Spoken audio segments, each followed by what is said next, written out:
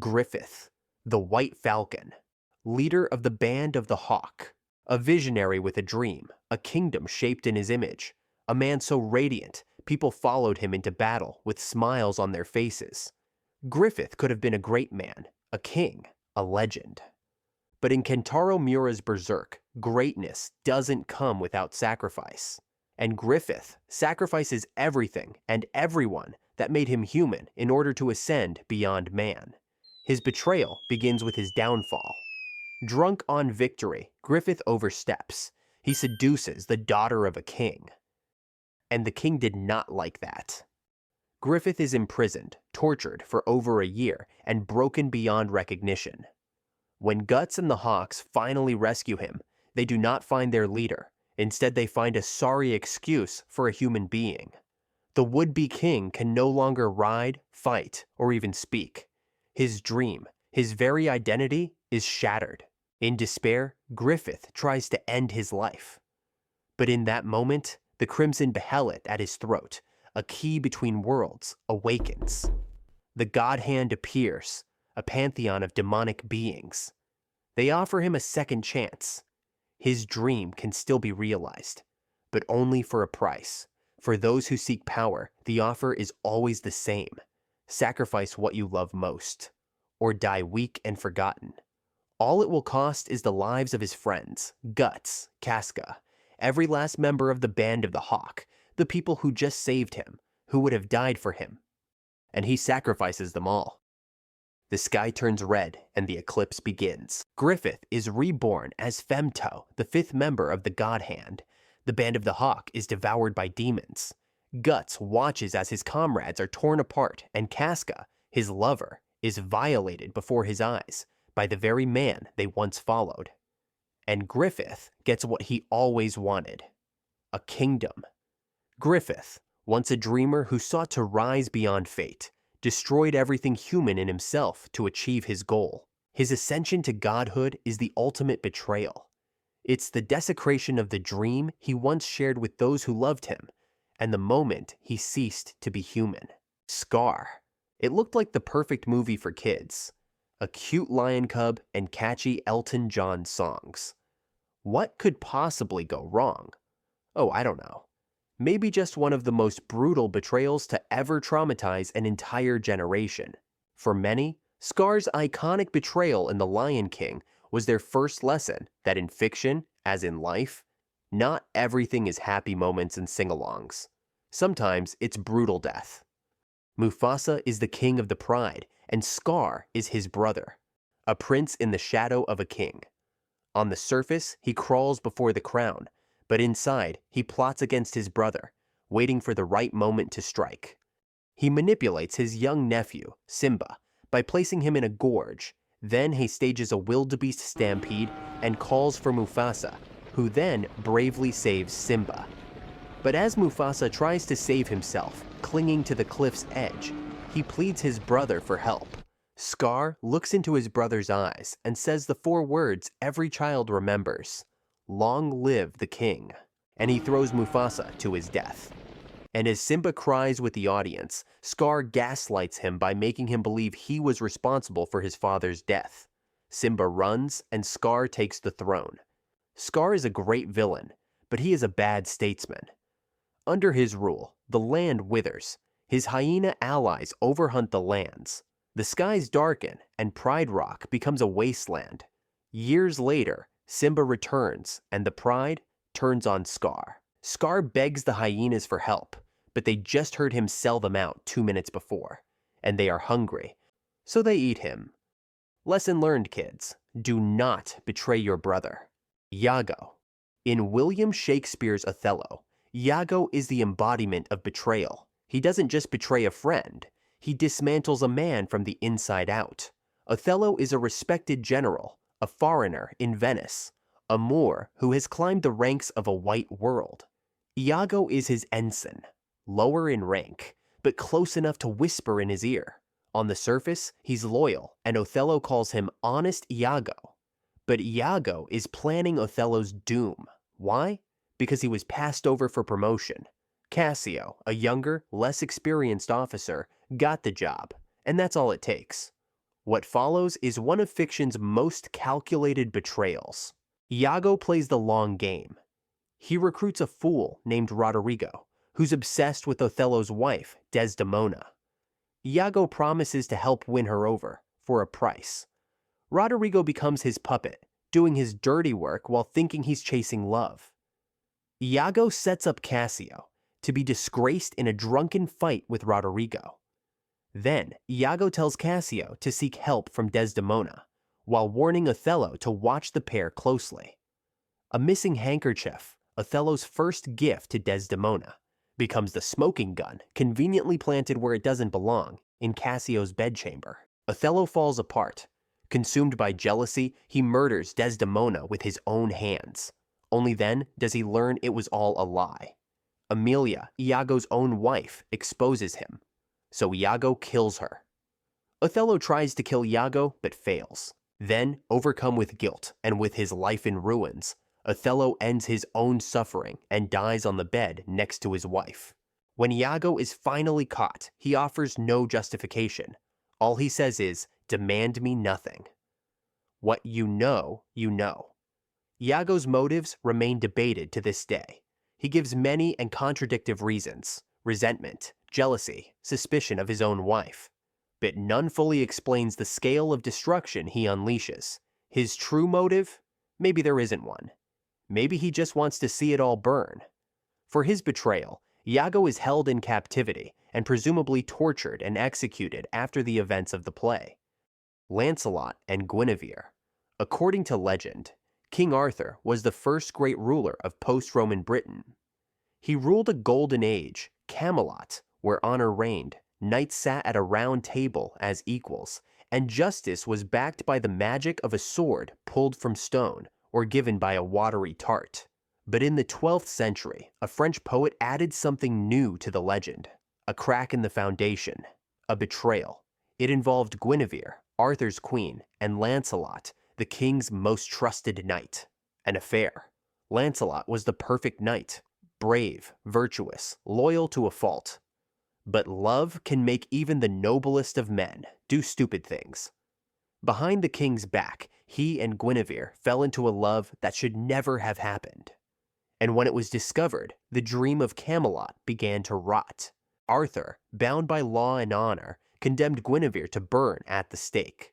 Lancelot returned in secret to rescue her, killing several of Arthur's knights. The round table, once unbreakable, fractured overnight, and friends became enemies. Arthur marched on Lancelot, dividing the kingdom. While he was away, another betrayal struck Arthur. Mordred, Arthur's own son in some versions, usurped the throne. Arthur returned to face him at the Battle of Camlan. Arthur killed Mordred, but not before being mortally wounded himself. And that was the end. Arthur is taken to the mythical island of Avalon, where he lies in a deep sleep awaiting the time of Britain's greatest need, when he will awaken to save the country. As for Guinevere, she entered a convent, and Lancelot became a monk. They never saw each other again, and Camelot collapsed. The Count of Monte Cristo, Edmond Dantès, had everything: youth, talent, a promising career at sea, and a woman he loved. And in one day, he lost everything, because 3 men wanted what he had. In Alexandre Dumas' The Count of Monte Cristo, Dantès is a rising star, freshly promoted and engaged to his beloved Mercedes. But his success breeds envy from men he calls friends. Danglars, his crewmate, wants his job. Caderousse, his neighbor, resents his fortune. Mondego, his closest friend, wants Mercedes for himself, so they betray him. Danglars and Mondego write an anonymous letter accusing Dantès of being a Bonapartist traitor, and on the day of his wedding he is arrested. Unfortunately, as part of his job, Dantès is unknowingly carrying a letter from Napoleon to Noirtier de Villefort. Even worse, the prosecutor is Noirtier's son, Gérard de Villefort. The letter would expose his father and ruin his career. So Villefort destroys the letter, and Dantès with it. Caderousse knows the truth, but says nothing. Too cowardly to intervene, he becomes complicit. Dantès is locked away in the dungeons of Chateau d'If, and for 14 years he rots, forgotten by the world. While he is gone, his father dies in poverty, and Mercedes marries Mondego. The men who betrayed him flourish. But Dantès doesn't die in prison. He is transformed. He meets the Abbé Faria, a fellow prisoner who teaches him languages, science, and strategy. On his deathbed, he tells him about a hidden treasure on the Isle of Monte Cristo. When Dantès finally escapes, he is no longer a sailor. He is the Count of Monte Cristo, rich, brilliant, and unrecognizable, and he returns to Paris to destroy those who wronged him. He ruins Danglars financially. He exposes Villefort's crimes. He shames Mondego so completely that even his own son rejects him. Dantès gives Caderousse an opportunity to change, but he chooses poorly. One is ruined, one goes mad, one takes his own life, and one gets himself killed, and Dantès orchestrated it all. The betrayal has been avenged, but it has a cost. Along the way, innocents suffer, and Dantès begins to wonder, is this justice, or just another kind of prison? Edmond. In The Lion, the Witch, and the Wardrobe by C.S. Lewis, Edmond Pevensey sells out his siblings for a piece of Turkish delight. When Edmond first enters Narnia inside the wardrobe, he is separated from his sister, Lucy, and then he meets the White Witch. She doesn't threaten him. She spoils him and offers him enchanted Turkish delight and the promise of becoming a prince, maybe even a king. That's all it takes for him to give up his siblings. When he returns to the real world, he commits his second betrayal. He tells Peter and Susan that Lucy made it all up. He watches her be dismissed and humiliated and says nothing. Later, when all four siblings return to Narnia, they meet the beavers, who tell them of a prophecy. Aslan, the true king, is returning. At the first opportunity he gets, Edmund slips away. He's ready to hand over his own family to a tyrant for another taste of power and sugar. The witch responds by preparing to kill them all, beginning with Edmund himself. When they all meet, the witch invokes the old magic, demanding Edmund's life for his treachery towards his siblings. Edmund's betrayal is the symbolic fall of Adam and Eve. The Turkish delight is the forbidden fruit. The witch is the serpent, offering temptation, and Edmund takes the offer and falls. Aslan, like Christ, offers a substitutionary atonement. The deep magic demands a death for treason, and Aslan offers his own.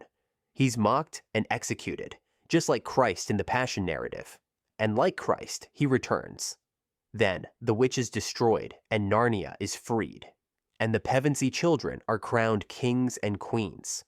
Edmund's fall isn't forgotten, but, like the original sin of man, it's forgiven. Edmund is changed. He becomes wise, humble, and loyal. And he rules Narnia together with his siblings as Edmund the Just. Peter Pettigrew. Some betrayals come from ambition, some from jealousy. Peter Pettigrew's betrayal came from pure cowardice.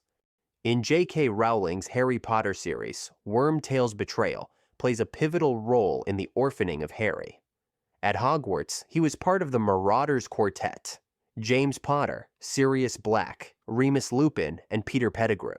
Peter was drawn to the others due to their popularity and perceived strength. He was the odd one out, but he was still their trusted friend. They should have known better. His animagus form was a rat.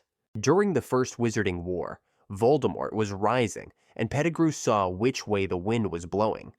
So he defected, and became a Death Eater.